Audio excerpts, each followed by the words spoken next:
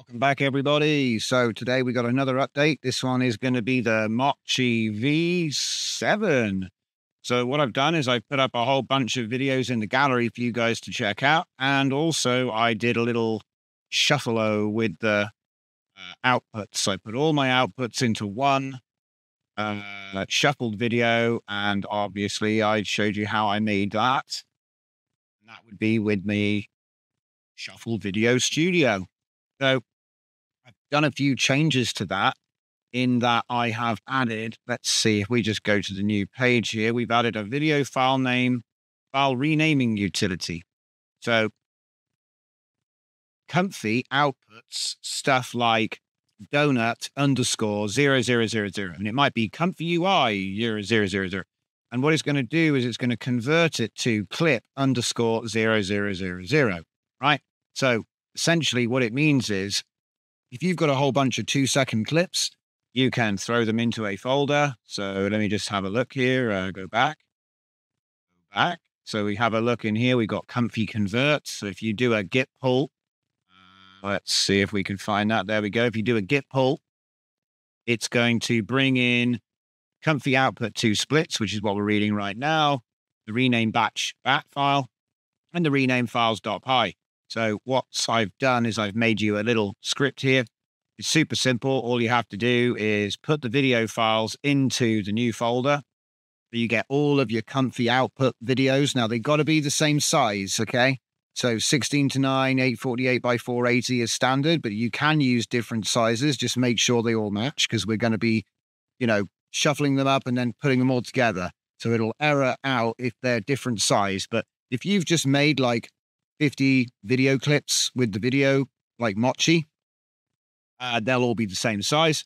And then all you have to do is throw all of those videos like I have into a folder. So here's all my clips, right? And as you can see, they're all called clip _ because I've already done the renaming, right? So what I did was I put all my videos into this folder here, and then I ran the rename batch. So what I'll do is I'll just do a quick show on how that works. Let's see, can we just grab from my downloads folder? Here's a donut. In fact, there's a good example. We'll use gold. Okay, so what I'm going to do is I'm going to throw that into Comfy convert. All right, we'll just cover this quick.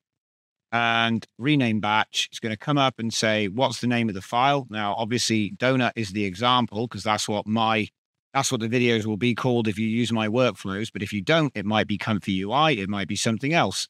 So gold is the name. So we're going to type gold. And it's going to then say, oh, great. I'm going to look for files which are starting with gold, and I'm going to convert them to clip. Good. Now, this has got nothing to do with clip models. This is an actual video clip because that's what the splitter saves them as.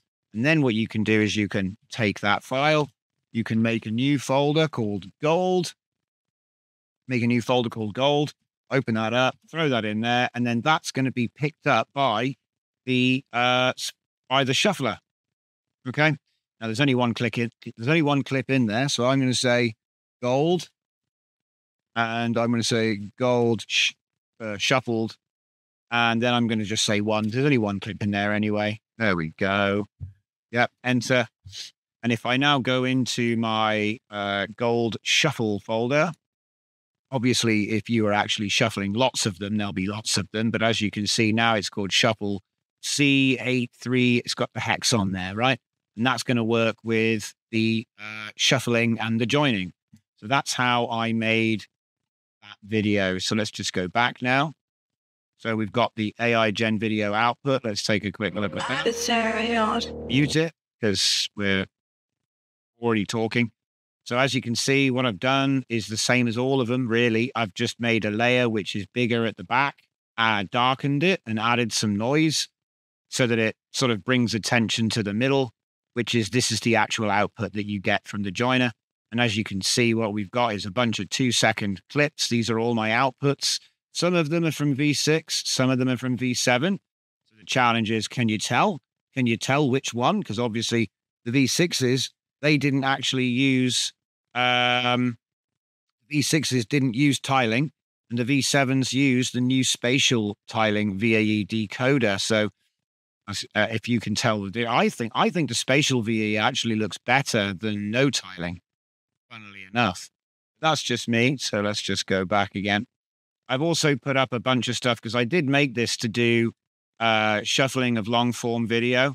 With the AI Gen stuff, I used simple mode. So there's no reward penalty, which means that it's actually going to give you every single clip shuffled. Whereas these ones, it's like, half an hour of footage broken up. And then we take the most interesting 25 or 40% of the clips, shuffle them and rejoin them. So it's like a more of an instant reel or an instant short or whatever you want to call it.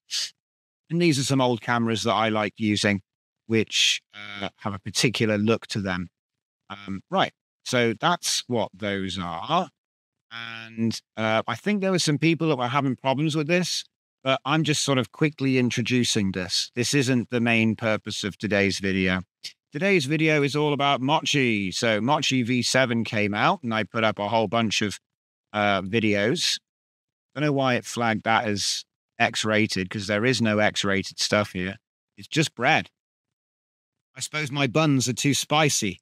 But yeah, this is pretty much how it goes. As you can see, this looks amazing with the spatial VAE decoding. And I put this patch out today, like I said, update for the pack, rather. And this is 100% 4090. You don't need to use the, or in fact, I think somebody was using it with 3090. There were a couple of people using it with under 16. So it really depends on how you set up the workflow. But coming out of the box, there's no need for run pod. And we're going to take a quick look at those workflows. So I'm going to look at the image one first because that one is the more complicated one. I've looked at it already in the past. This is now the version 50 workflow. It's almost identical. There were some people that were having problems with the Mochi sampler, and that's because it changed. Sometimes you can click fix in here, reset. There we go, fix node, look, recreate the node. Because sometimes authors will change the code because it is a work in progress project. And so updates will change things occasionally. So fix the node. If you're getting problems, I know some people were like getting a len error. And as I say, I'm still using the two-stage process. So I queue up saving my latents and then I switch it over with the switch and hit R. And then it's going to update the drop-down menu of all my latents, which I've cooked. And then I can just start making them. I did think about putting in a like sequential thing where it'll just go through the list. So you can just batch and have it make them all. But I haven't done that yet. I might make a separate node so it doesn't break things. That's what I tend to do. I tend to bring out like a load latent V2, which has an extra option. That way, if you have a workflow with this one, it doesn't break it. But hey, this is just a choice. Do you know what I mean? It's actually cleaner just to have one node and then tell people how to do the fix, right? Or just reload it and it'll be fine. But yeah, my idea was basically to make it so that you didn't have to actually click next, queue, next, queue, next, queue, which is fine. That works. But, you know, it's all about making it easy for everyone, isn't it? So I am using these settings, which are recommended by Kijai. So we got 8, 8, 16, 1, and 256. Obviously, we have the VAE tiling on. And that is going to enable you to cook your latents on your local without the need for a big cloud GPU. I will say, though, I tend to use 49 frames with 50 steps. Now, if you use 100 steps, it's going to take twice as long, but it is going to be a little bit better in terms of like sharpness. But I find that sometimes too much sharpness is a bad thing because you actually see the errors. You know, you'll see more artifacts that were blurred out before. So sometimes there is a little bit of method to the madness where it comes to not going for 100% quality. And like I said, it's half the time. 49 frames is obviously 2 seconds at 24, roughly. So that's how we get our 2-second clip montage. I might increase it to 3 seconds and see how good it is, but I'm already working on the next project. So I did change the Mochi to not use the download. It uses the Mochi model loader, which does require that you have the files in the right place. I did explain how to do that in the article that we wrote that goes with the pack. So you'll find that link in the workflow section. Also, the Mochi loader is BF16, and that's being pulled in manually. It's not coming from the combined loader, which had a VAE on there. Most of that is just because people were saying, oh, it keeps downloading the models. And I think that's because they were using RunPod. I am working on a new RunPod init, which will address installing the models, but it's still not working properly. So right now it's downloading the VAE, but it doesn't seem to download the Mochi models to the storage. So I'm still working on that, and I'm hoping to get a fix out for that maybe tomorrow or the next day, sometime over the weekend, I bet. Obviously, these are where the models come from. Okay, so just in case you weren't aware of that, that's the Hugging Face link, which is in my article. You can find that by coming down here. Okay. What else? So obviously, we've put our new results up. All of the new demo videos, which I cooked last night. And here is the output demo. This video is going to be on top. So, you'll be able to do that. I've started doing this thing where I'm releasing the tutorial. And then if there's a demo video needed to be shown, that will be released first. So there'll be like a pair of videos, one which is focused on the actual demonstration video, and then one which is the guide. So then you don't have to sit through the demo video to get to the guide, which is what you're watching now, right? So that's one of the main things I wanted to point out. I think it's a cleaner way of doing it because some people just want to get the information. They're not really interested in the demo. And obviously you can click the link in the description to check out the demo video at any point anyway. It also means we get a nice playlist of demo videos built up over time.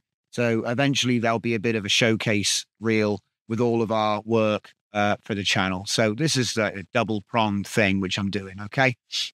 It keeps the tutorial clean, and it means that you can just watch watch all of the examples.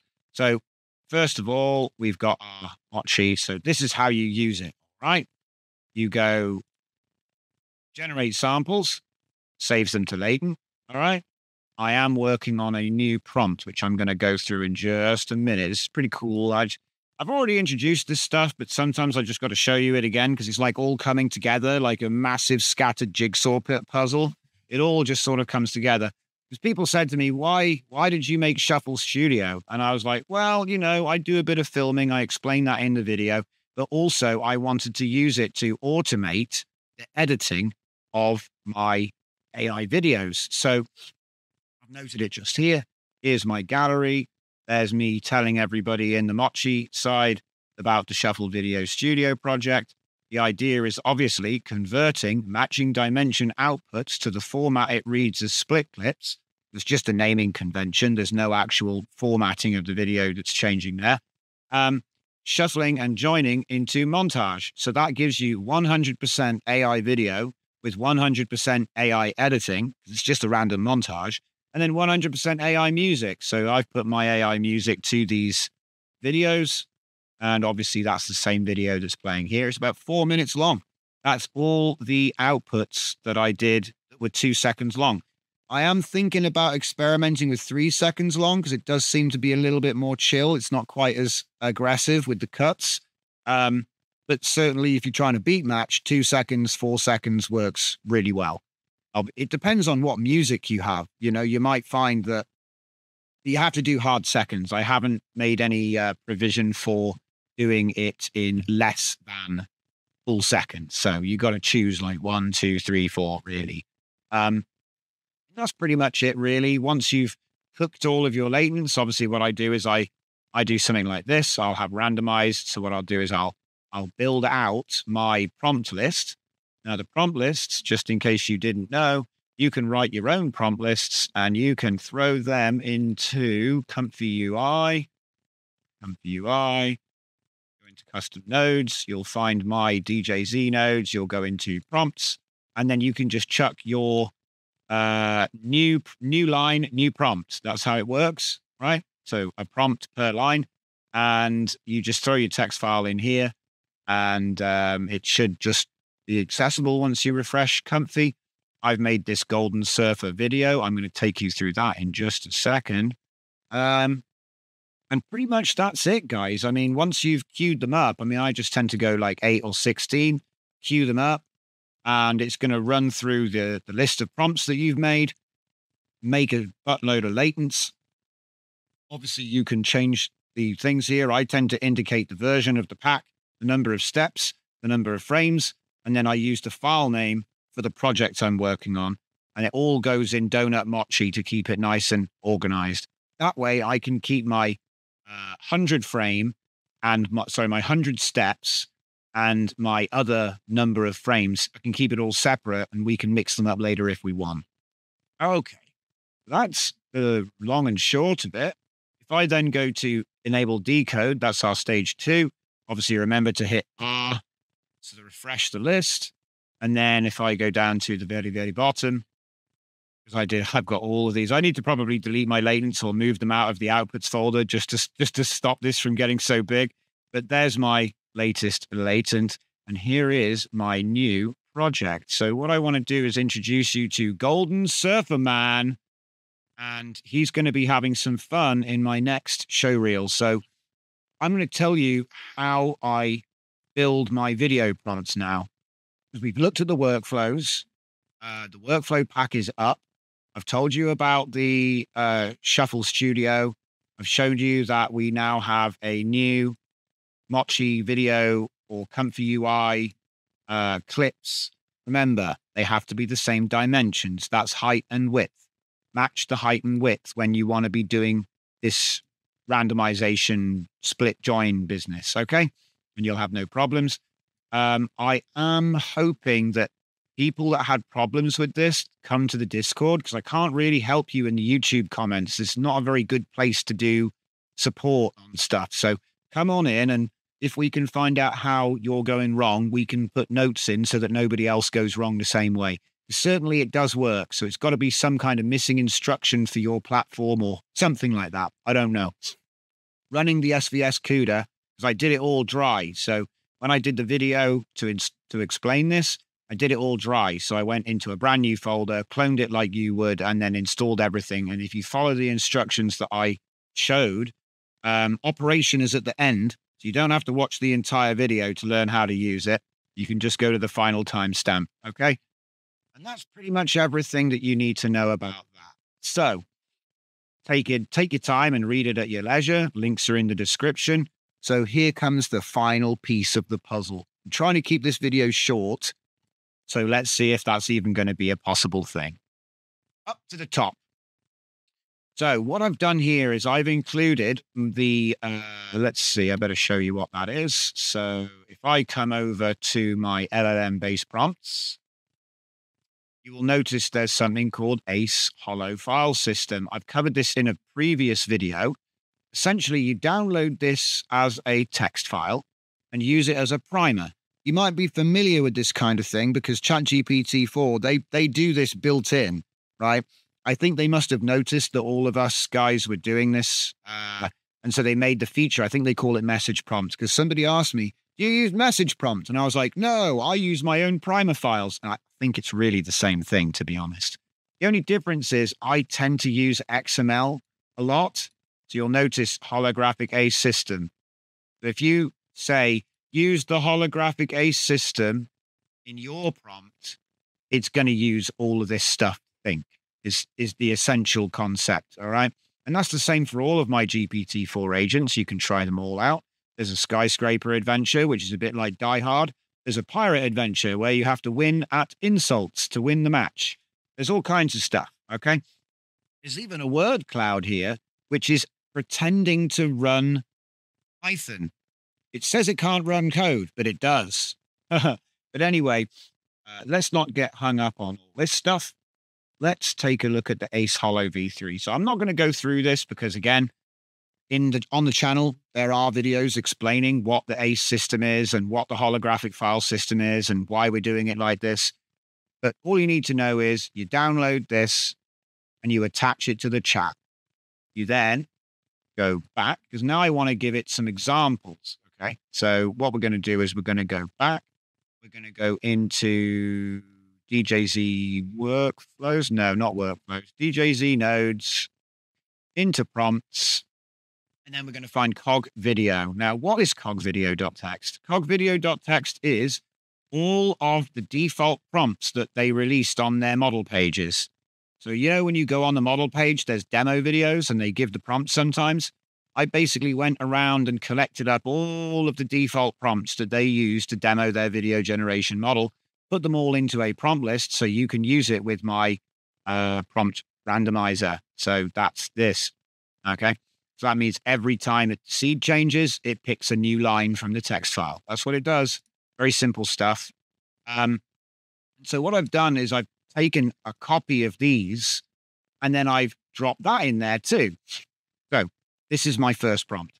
Using ACE with holographic file system, I want to work on temporally spatial aware prompts.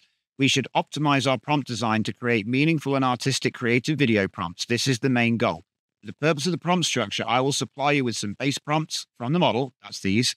Ignore the subject matter, but pay attention to the cadence. So that means the structure of the prompts, okay, attached. So that would be my ACEHOLO. So then he says he's going to do this, and that's what he's come up with. All right. So I've said using the identified structure, that's this bit, using the identified structure, begin pre-filling text files to draw from when randomizing each task. And then I've copied it in again, just to sort of hammer it in. Okay, we're doing this. So then he said, okay, here you go. And as you can see, he has used the adaptive capacity elicitation to build out quite a complex set of shorthand, which is going to be used to build my advanced temporarily spatial prompts. All right. Now, we can just use options from this point, but I'm not done. So what I've decided to do is I've copied the output. Again, I do this sometimes. So I'll copy the output and paste it in with my next prompt. You should be running the holographic file system in the background right already. I don't know why I said right there. The attached information you generated should also be written to many files in the Unix interface, HoloFS. I'm kind of reminding him not to be lazy here because for some reason he's telling me what to do rather than doing it as he's supposed to. So he goes, let me set up and organize these components to holographic file system. And as you can see, make dir prompts, scene openings, subject intros, movement sequences, spatial progression, atmospheric evolution, scene resolution. And that is all of the notes from here, essentially. Okay. But he's using his own shorthand because it'll be inside them. All right. And then there he is going ahead and doing it. Okay. So let me verify the structure, lsr/prompts. Now the file system's set up. We can create a script to randomly generate prompts. Would you like, so this is a way of guided, is keeping the randomization on rails. So write a script that randomly selects and combines elements, create a more sophisticated selection system, add weight parameters. It's trying to give me all kinds of options. You could just type 1, 2, 3 at this point, but we did ls. Why did I do that? Because I want to see what's inside the hologram. Okay. The holographic file system is currently holding all this stuff, and inside will be a bunch of text files which contain things like this. It's quite thin at the moment, but what it does is it self-informs and self-packs itself out. So you end up with more and more and more and more and more and more. And then it gets a library which it can then draw from like a database. Essentially a Unix file system. So it's building out its own data set here so that we can keep it on rails. Now, at any point, I could have said, delete abstract. I don't want that. Delete transforming folder. I could delete things and then it won't affect the output later. So this is an important point. When you do ls, you can actually see what's there and you can curate its brain, okay? Because it's built out a holographic brain here. And then we can scoop sections out if we need to, if it's going off the rails. It's a very important feature of the holographic file system. So each of these directories contains an elements.txt with the corresponding prompts. But you can even go into this folder with you could go cd, prompt, subject, intro, abstract, and then you could edit the elements.txt in there. You can also go through them all, and I don't go through and save them all right? it's far too time consuming because we've essentially built a library. So anyway, so it then offers me options. So I said, using the library of information and paying attention to the identified structure, we are almost ready to begin the real task. Okay. So it's like, yes, and we're working together now. And then here is the goal. That is the task. This is my golden man. Yeah. Gold surfer. So I'm going to read this out. No, I'm not. Pause the screen and read it if you need to, because it's too long. It'll take me ages to read all. But essentially, this is my ultimate guidance for how I want it to actually make the random video prompts. Obviously, it's taking into account all of that, all of the guidance that we've already defined. Okay. And it was queued up based on the Cog Video default prompts. So it had a solid understanding of what we're trying to do. These are all shorthand parts, bits and pieces, which it can combine at will. So here we get our first prompt. Inside a serene Japanese tea house where paper lanterns cast gentle shadows on tatami mats, a figure of polished gold, the determined surfer, erupts through the wall. His metallic form gleams like liquid sunshine, surfboard quantum locked between his feet as he carves through space, shattered paper screens, splinter wooden beams spiral in his wake, caught in a vortex of destructive energy. Steam wisps trail his golden form as he cleaves through the peaceful scene, the force of his passage causing tea ceremonies to explode in suspended droplets that hang like amber beads in the air. His expression remains stoic, eyes fixed on an invisible threat. The ceremonial furniture fragments orbit his trajectory like debris around a solar flare. Okay. So I think you get the picture. These are some seriously hardcore prompts, and we're not even done. So I'm going to say, you may generate as many varied environments so long as they are photorealistic in their design. Switch from urban to natural to cosmic for each prompt and use other environments too, but do not mix them together. You may extend my direction by imagining new wake effects for different environments, lava on a volcano, fire on the surface of a star, and so on. So I'm essentially keeping him on rails. Now, obviously, if you'd paused the screen and read this, you would know what I was up to. Something important was maximum of 256 tokens. And I do hope that it adheres to that. I haven't been able to test every single prompt yet. So as we go down, we get cosmic, natural, industrial, underwater. He asked me if I want to generate more scenes with unique environments, Arctic, desert, volcanic. I said yes. Explore more specific wake effects for different materials. Yes. Focus on a particular scale, microscopic to galactic. And here I say, you may go in the small guy, but do not make him the big guy, basically, right? He cannot expand beyond the size of a mortal human. Okay. You might also provide hyperlapse and slow motion style. Please be sure to write many prompts in your response. So now I'm going to get, what's this? 1, 2, 3, 4, 5. I'm going to get 5 every go. And then, no, 6. And then I get to refine it. So he's going to give me suggestions. And I'm going to say 1, yes. 2, no. Slow motion and hyperlapse is all we need. And 3, yes. And so on. We're going to get microscopic, coral reef slow motion, microscopic neural network, active construction site, hyperlapse, microscopic plant cell. And this will all feature our golden surfer dude just slapping and smashing his way through everything. This is I'm having a bit of fun with this now. And tonight I will queue up all of the videos, and then tomorrow I will cook them and put them into a video with the Shuffle Studio. Super simple, super easy. We're getting towards something like a production here, you see.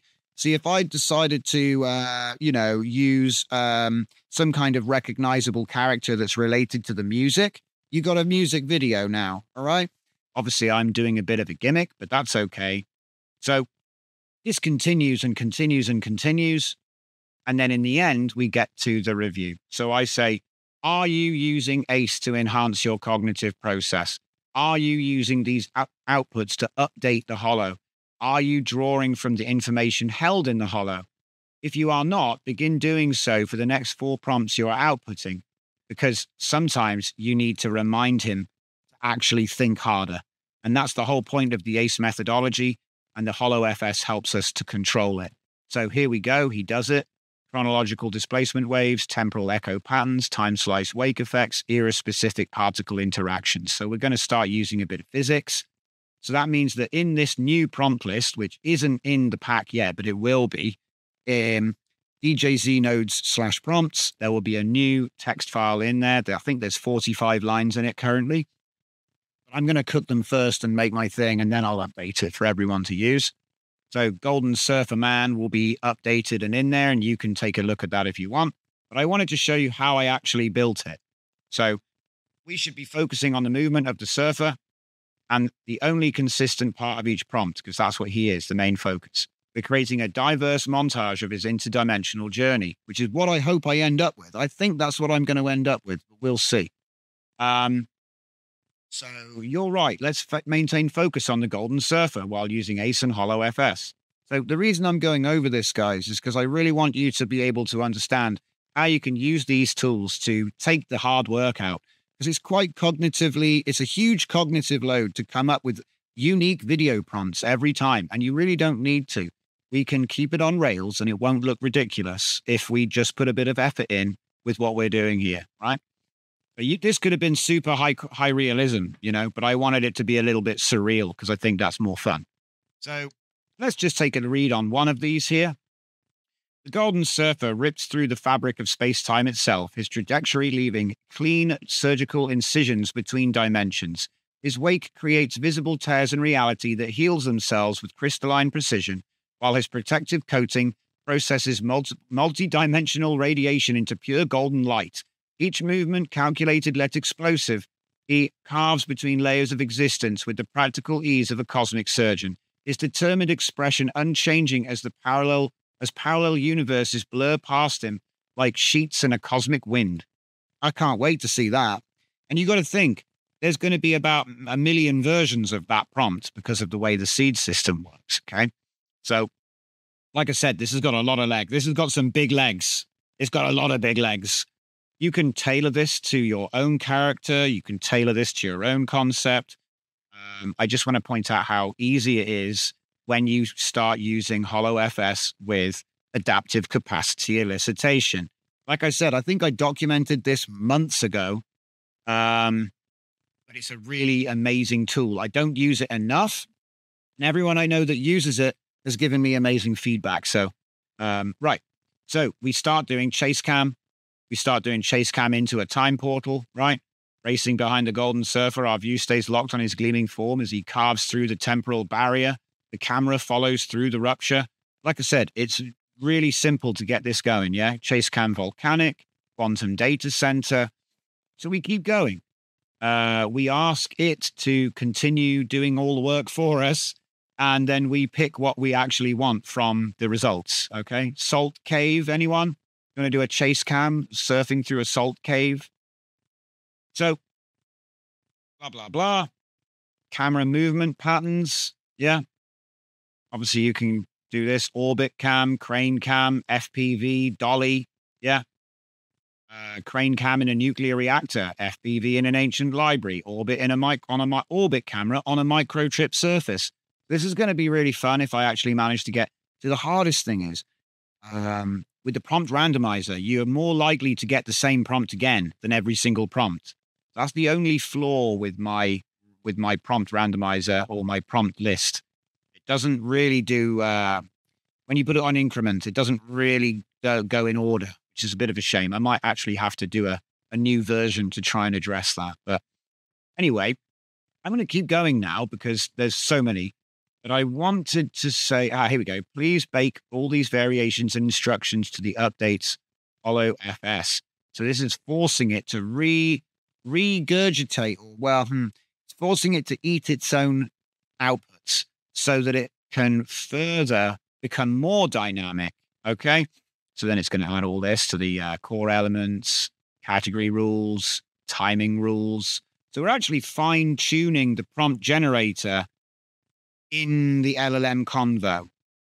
So then I say, please show the HoloFS current structure. So this is the complete structure of what it's actually done. This is like LSR prompts, right? So this is everything that's in there. And as you can see here, I'm not going to like hang on it or read it all out because there's a whole lot there. It's built out a really intense system here. And I will note, would you like me to consolidate overlapping categories? Yes, I would. And this is going to be a built-in distill mode. So it's a distill function. Now what it's going to do is it's going to break down exactly everything that it was doing. Now you can scoop out the Unix commands and use this as a new primer, funnily enough. And this will pretty much be something you could even customize, but it's quite a loose template. If you see, it doesn't speak about actual things. It's all categories, styles, and definitions for video, right? So that's really useful. And then as you can see, the unified prompt structure comes out like this, which is much, much simpler. And you could almost just ask it, what is the structure.txt in movement? What is the structure.txt under temporal? Yeah, you could do that, and you could drill into these folders and see what's in there, and you can open up the files and everything. I think you can use Vim. Let me just see. I think will Vim work? Fine. Vim scene template.txt. And I know I've typed that wrong. But it should be fine. I don't think, is it going to do Vim? Yeah. There we go. So that. Whoa! Ah, did I break it? That's kind of ironic that it just shut down mid-video. But I think I got the crux of everything out there, guys. So we're going to have to end the video there. So I'm afraid that the Claude went to sleep on us. I don't know if I broke it. I probably did, but maybe it is just maintenance. Let's just think of that. So anyway, guys, thanks so much for watching. I'll see you in the next one.